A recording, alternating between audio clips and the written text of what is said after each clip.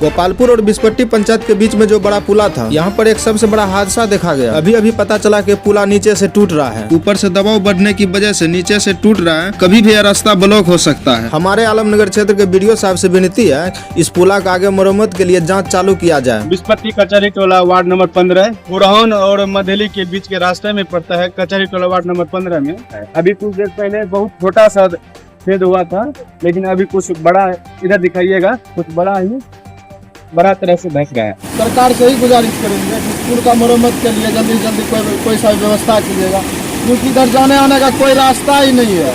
पूरा ढह ही रहा इधर से। ये 2 पिलर गिरने के बाद पूरा पुल गिर सकता है, रास्ता भी नाकाम हो जाता है। मधेपुरा जिला के आन जान बंद हो जाते इतना के पब्लिक, रास्ता भी दूर पकड़ा है। रास्ता यहाँ से और रनिंग घुमान हो जाते दूर ज्यादा।